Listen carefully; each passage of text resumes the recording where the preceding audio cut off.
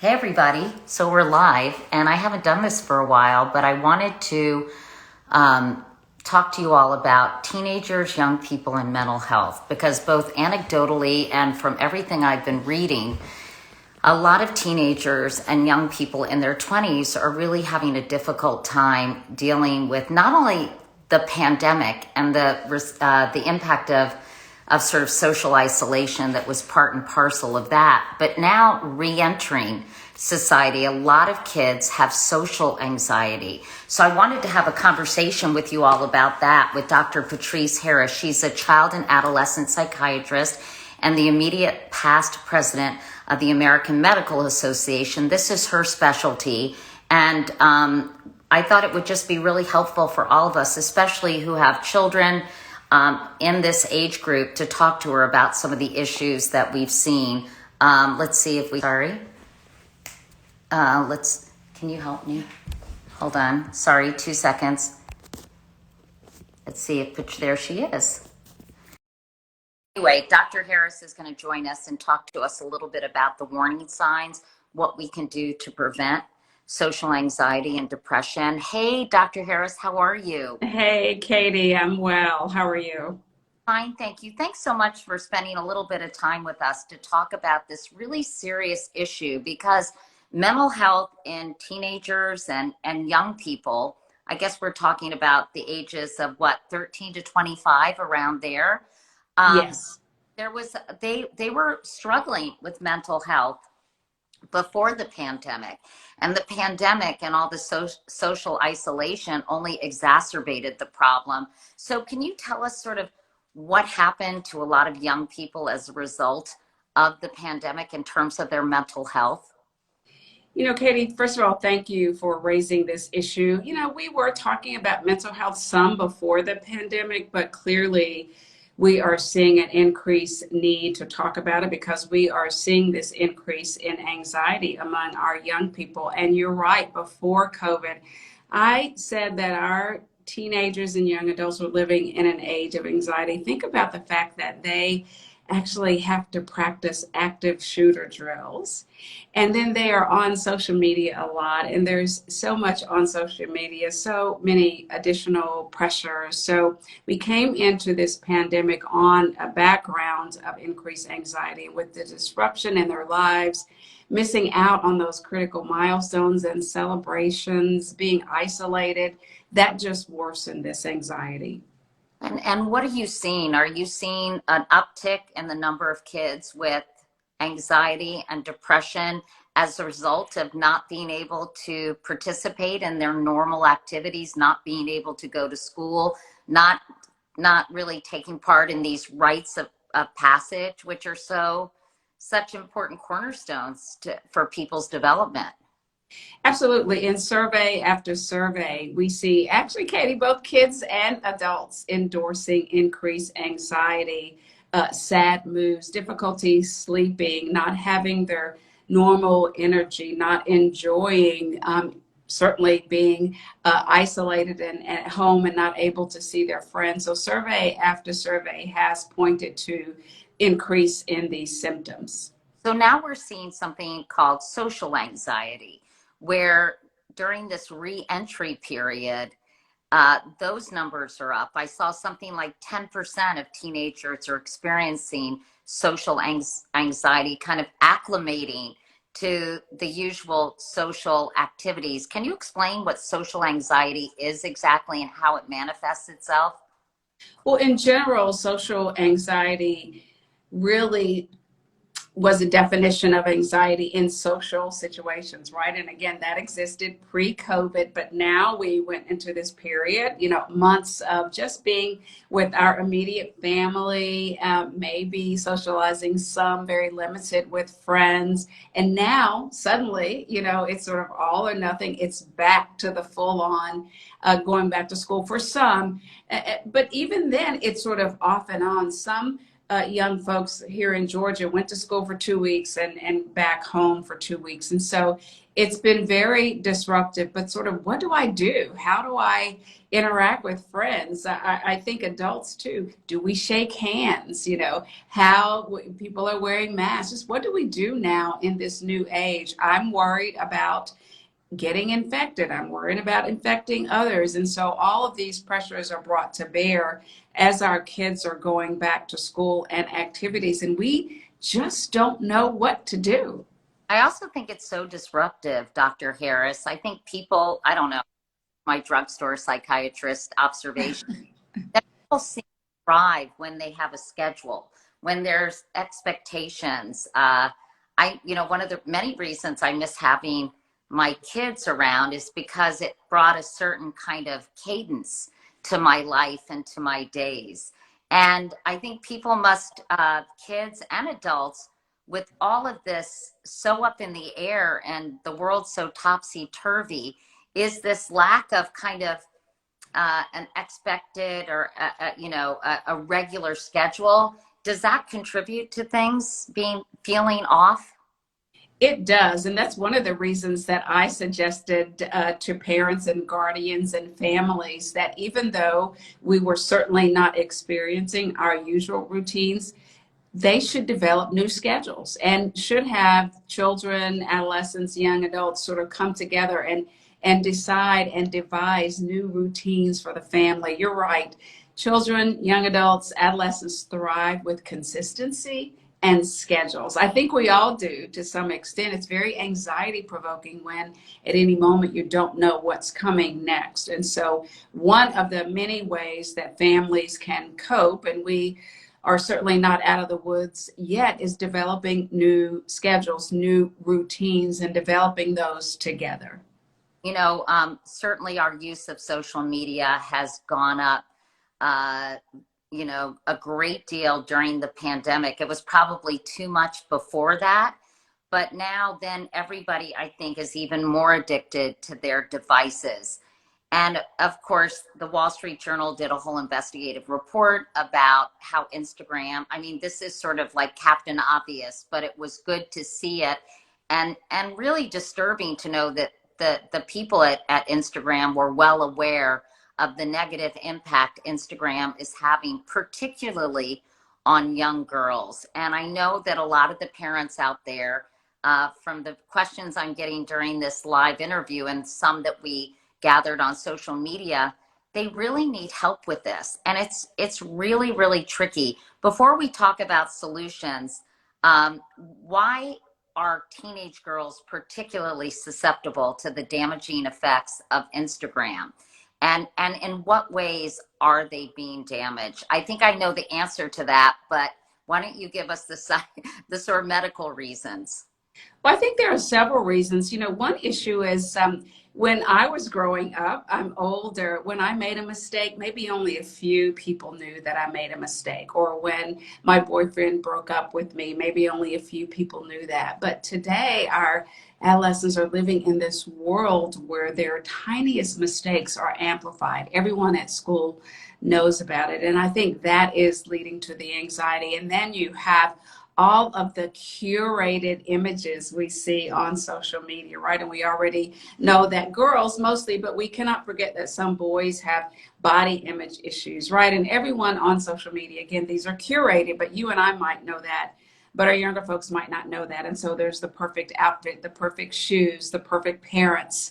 No one spats with their parents. And so that is just not real life, but it's difficult to know what's normal and what's abnormal. And Katie, I think we should coin a new phrase. I know all of us, and I'm guilty as well, this whole FOMO thing, and, had a little bit of fun with that, the fear of missing out. But I think we need to start thinking about the value of missing out. I've been thinking about that. Oh, we do not have to be connected and don't have to have the perfect anything because, by the way, no one does. And so I think there's just a lot of pressure, again, particularly on girls, more than boys, but boys are impacted as well. Certainly with the body image thing and people who are photoshopping themselves, filtering themselves, perfecting their image on social media. It's not necessarily real life. But even so, I mean, so much pressure with girls and bikinis and all that jazz. And then Emerson says comparison is the thief of joy. And it really is true. And I'm sure this is having such a negative impact on the way girls feel about themselves, the way they view their bodies. And I have to imagine that it's increasing the number of eating disorders that are popping up among teenage girls. And you're right, some boys too. I don't mean to leave them out, but the vast majority, I think, of eating disorders involve young women. Again, pre-pandemic in my practice, I saw increased anxiety disorders. And by the way, we can't forget about bullying. And I think that's all sort of part and parcel of what happens on social media. You and I know that is so much. It's just easier to say nasty things and to be unkind when you are behind your screen and in the privacy of your home. And it's also, I think, less likely that our young folks even see the consequences of those things, right? They are not totally unaware of the consequences in the moment. Of course, in adolescence, you don't always think about that forebrain, but when you are behind your screen, it certainly is easier. And so I saw bullying again, or issues around curating and photoshopping and the perfect boyfriend, and no one ever makes mistakes. And so we did see increased in eating disorders, but not only increase in eating disorders, which those symptoms and signs that might meet the criteria. But I also think we need to think about disordered eating. So, of course, not meeting the level of a diagnosis, but certainly restricting and doing other things to try, again, to get that perfect body. Obsessing over food. I mean, I have disordered eating, and I had an eating disorder when I was younger. So I think having food play an outsized role in your life, and just thinking about it too much is a form of disordered eating. And we could do a whole segment on that, maybe that at another time, because it's such a serious and Mhm. such a dangerous problem. But what can parents do? Because it's really hard to police kids and social media. I remember when my girls were teenagers, Ellie had a thing that turned off social media while she was doing her homework, so she wouldn't be distracted. And by the way, I've done a lot of reporting on this. There's no such thing as multitasking. Your brain cannot really focus on two things at the same time.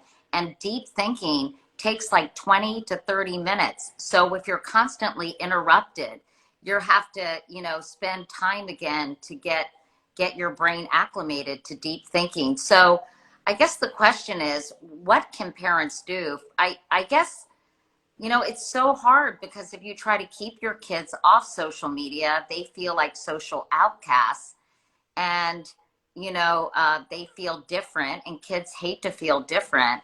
On the other hand, it's such a time suck, and they spend too much of their lives on, looking at a screen.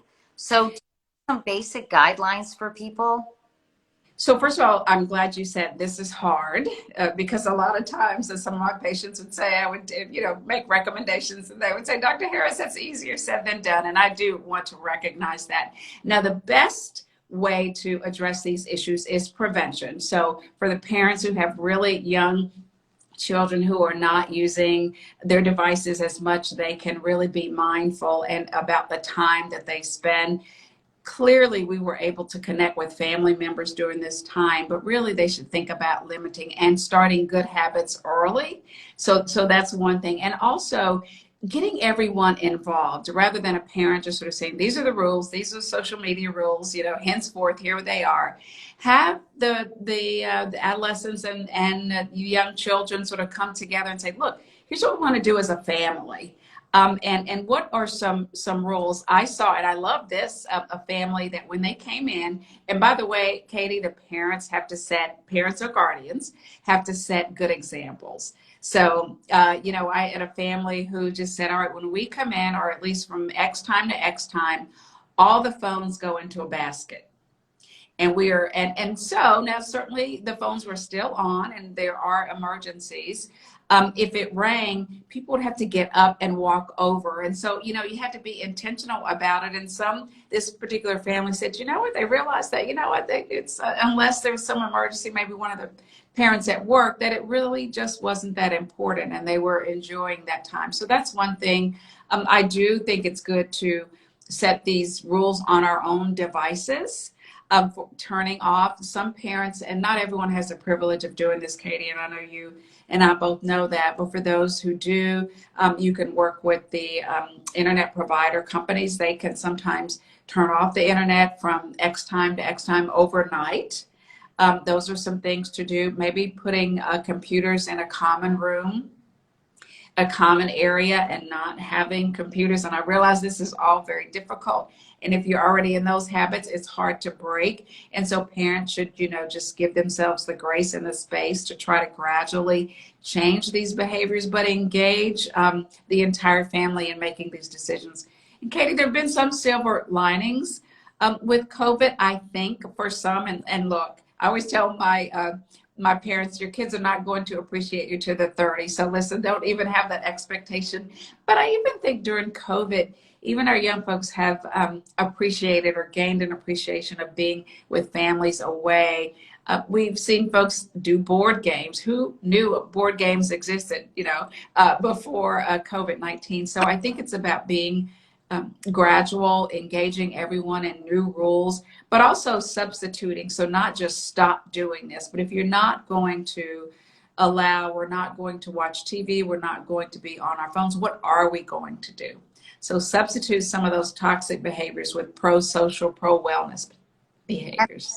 And going for a hike on a Saturday and saying we're going to leave our phones at home, or one person brings it to take pictures, and maybe that's even a bad idea. But I was wondering too if my kids are older, but if schools could get together and parents could get together, because I think if they're all singing from the same hymnal, it's much easier. I don't know, maybe that's too much like imposing standards on families, but it seems to me, at least in a friend group with concerned parents, they could say, hey, we're trying to limit our kids, and maybe there's power in numbers, and the peer pressure would feel less if sort of a friend group and a group of parents got together and said, let's do this. I don't know. No, I think that's a great idea. I hadn't heard that one before, but I think that's a great idea because, as you know, it's always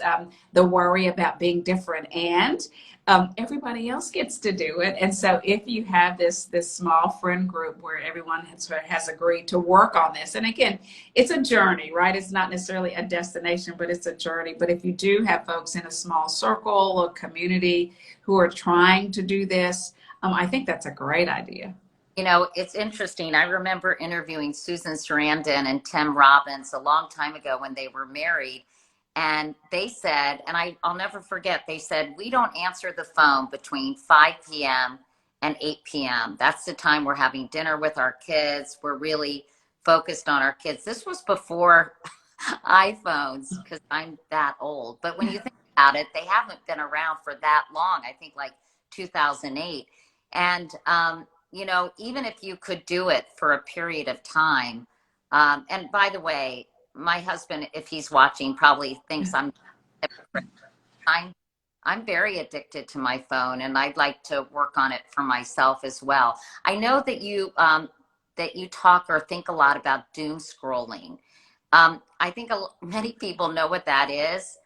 I sort of don't doom scroll. I just sort of scroll, and then I go to one article to another, and I'm kind of, oh, I should read that. I should read that. And I feel like I'm not wasting time because I'm actually reading articles from the Atlantic or the New Yorker, legitimate publications.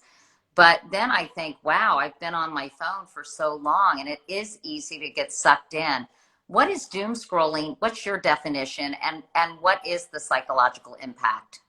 So doom scrolling is spending an excessive amount of time sort of with that negative media feed, right? And so we get up in the morning and unfortunately, and you're right, again, for all of us, it's a journey. I'm guilty too. And we might wake up in the morning, especially during COVID, right? Because with COVID, it's not a happy story, right? And so vaccines were a positive move. But in general, we were, especially early on, unable to go to work, unable to go to school. Unfortunately, people were dying in the hospital. And so you click on that first story because, look, you want to be informed. You want to get up into the news of the day. But that story does, as you said, even the stories that are, maybe educational, you just continue to do it. And before you know it, it's been 30 minutes, right? And so certainly if you are reading things that are not doom scrolling, it might have less of a negative impact, except for you've spent that time just sort of news feed, news story after news story. Doom scrolling, of course, is it's negative story after negative story after negative story. Think about that. If you start your day with 30 minutes full on of negativity, that can certainly negatively impact your mental health. So you're right, doom scrolling, but I think scrolling, media scrolling, maybe we'll coin a new term here, is also critical. We have to be mindful of that. It's easy to do. And so that's why putting these alerts on our own devices like your daughter did, or making sure that we limit that. All right, we're going to get up in the morning. And I say, before you even get your phone, take a moment and be present. People do different things, meditate, pray, stretch, whatever you want to do, but just take a moment and be present about the moment, waking up, and then get to your day, and then pick up your phone and then say, and again, all of us, again, are on our journey. I'm going to do 10 minutes, and then I'm going to get up and go about my day. And by the way, Katie, we need to also do that with Zoom. We are on Zoom all day, many of us, either for work or for school. And before you know it, you've been seated in your chair for hours without a break. So we have to be intentional about getting up in between meetings, and I know there are some issues about turning off your video, and the rest of your colleagues might think you're not present. But here's where you need to say, look, I'm here. I'm going to step away for a moment and stand and stretch. So I'll be off camera for 5 minutes. I think we have to build those breaks in, even when we are doing things for work and not just sort of the doom scrolling. And eating and exercise are so important, I think, for your mental well-being, says the person who just ate 2 chocolate chip cookies. But the thing is, I wanted to just not let you go without asking you, how can you tell, I really want this to serve parents out there. How can you tell if your teen is struggling? What are some of the warning signs that, because it's terrible and heartbreaking. Teenage suicide has gone up dramatically. So it's not, it's anxiety and depression, and even worse, suicidal ideation and thinking about it. And it's heartbreaking. So I guess the question is, how can parents make sure that they're aware of some of the signs so there can be some kind of intervention? Well, I would say a couple of things. Watch for any changes in sleep, significant changes and sustained changes, right? For a couple of nights, maybe you don't sleep so well. Kids are worried about something, no longer having a good appetite, or as you and I chatted earlier, having these different patterns of eating or restrictive eating, only eating certain foods and only eating certain times, but mainly the ability to function. Has there been a change in ability to function? Now, everyone will say yes. And so I would say a significant and sustained change. And so not able to engage in pro-social activities that they used to engage in, not connecting with friends, even connecting via video. But, parents should also ask, how are things going? Tell me, what's happening with you. I want to know. I'm here for you. I want you to know that you can share with me when things aren't going well, because parents know their kids pretty well, but sometimes kids can hide things, and that's why it's important to ask. if kids are okay. I noticed you no longer eating. I noticed that you're getting up in the middle of the night and you aren't sleeping very well. Let's talk about it. And what about older kids in their 20s? People have asked me about that because a lot of kids in their 20s miss their graduation, as we mentioned, certain rites of passage. They're not out socializing like they would be. These are supposed to be some of the best years of their lives. They're supposed to be having fun and getting out and doing all kinds of activities. And I think it's really a very difficult time. Also, a lot of them are beginning their careers and they're stuck at home. They're not making those social connections you often make when you embark on your professional life. And what about those young people? Because I know, by the way, your frontal lobe isn't fully formed, which is involved in reasoning and kind of your emotional maturity until you're 25 years old, right? That's right. So what advice would you give to some of the kids and their concerned parents who want to make sure that they're as healthy and happy as possible under these really tough times? Well, I think first of all, acknowledging the grief and the loss. Some people feel like, oh, I didn't lose anyone to death during COVID, so okay, it's not so bad. I think no, absolutely, it's okay to grieve those rites of passage and the things that were lost, the missed graduations. And then I hope people do things like at my alma mater, West Virginia University, when they were able to have graduation, and actually a couple of other universities did this as well that I know of, and I'm sure many others did. They made sure that they included the class of 2020 and the class of 2021. And so I think it's important, again, as a community or friend group, so you missed birthday last year or that important milestone, let's do that now. Of course, now we are in the midst of a Delta variant, but at some point we will be able to go back and do some of those things. And Katie, I said this, I think words do matter, and there's no question that there were losses and we missed those rites of passage and certain things, but it is not, all is not lost.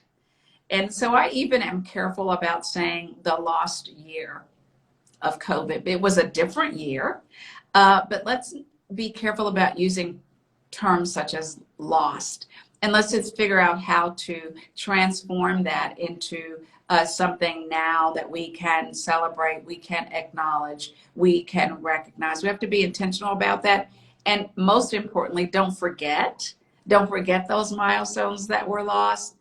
We grieve them, and then we figure out how we are going to celebrate those rites of passage and the milestones that we were not able to celebrate last year. Well, it's certainly something they're going to be able to tell their grandchildren about. I have one last question, Dr. Harris. A lot of people would like to have therapy, but they can't afford it, or there aren't enough therapists in their community. What do you tell patients who feel like their kids or they could really benefit from some kind of, therapy, but their insurance doesn't cover it, or they don't want to have to put in for it because it's still stigmatized in certain circles, or, there aren't enough therapists? What do you tell people? Because I know there's more digital telemedicine, if you will.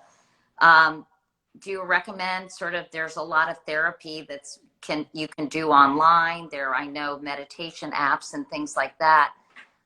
There's also pastoral counseling, by the way. I just want to give a plug to that, because a lot of churches and synagogues and mosques and even schools sometimes they often get cut when their budget cuts, unfortunately. But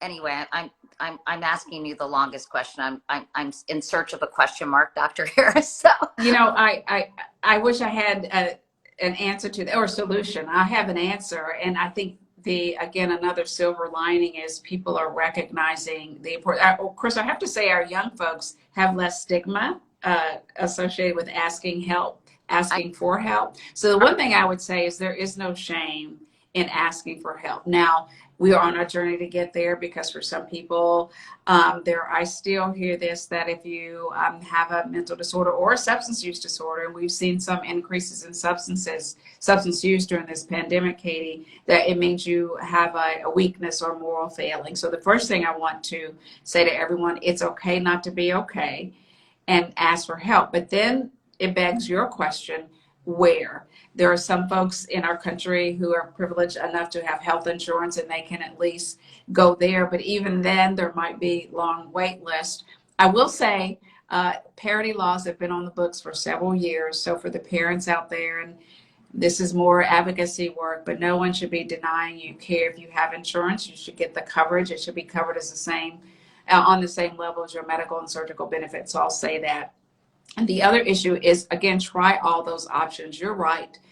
Churches, synagogues, mosques, they are offering at least some link to services. Again, if you don't have insurance, there are community-based public services. I know here in Georgia we have a 1-800 number, but I would, and technology, I think there's promise. There's also peril in that, Katie. So I am excited and actually very engaged and involved in making sure that the promise of innovation fulfills that promise. We have to, of course, make sure that we have security and privacy on those, because a lot of folks don't want to go even online.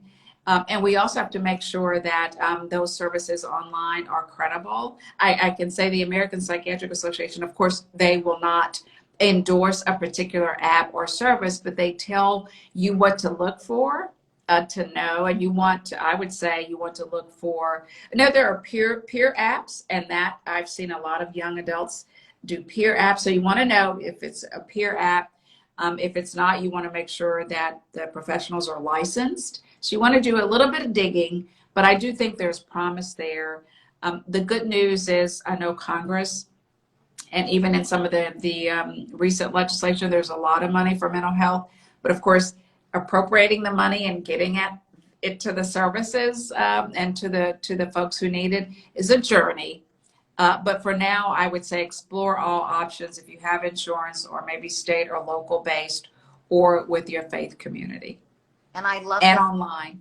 I love the fact that young people are so much more open. I have folks who work with me say, I've got to leave early because I have my therapy appointment. Like, I would no more say that when I was their age, or even, up until a few years ago. I would never talk about that. It would, I would be embarrassed or ashamed. And I think it's so awesome that these young people are just open about it, and the fact that they believe their mental health is just as important as their physical health. And a quick shout out to NBA players, NFL players, Simone Biles, Naomi Osaka, who are saying, we are going to be out loud about this and unapologetic about caring for our needs. We can take a lesson from these young people. Well, Dr. Patrice Harris, everyone, I've been talking to Patrice, Dr. Harris. She's Patrice is fine. Child and adolescent psychiatrist, and she's the past president of the American Medical Association, which is a very big deal, as you know. So congratulations on that. Thank you. And thanks for spending some time with us. And hopefully, if it's helped one parent or even a teenager or a young person who is watching this, that was really my goal, and making them feel less alone, and making them just be on the lookout for some of these signs of real emotional distress that so many kids are dealing with right now. Absolutely, Katie. And I know, by the way, people should not be afraid to ask their children about suicide. And the National Suicide Helpline is very important. That number is available for anyone who is struggling. We'll post that. But that's actually a really important point, because I think people are really afraid of that because they don't want to give kids ideas about harming themselves. But you say it's perfectly fine and advisable to say, have you thought about hurting yourself? Absolutely. And the data shows that asking about it or talking about it does not make someone more likely to think about it. So absolutely, the conversation has to be.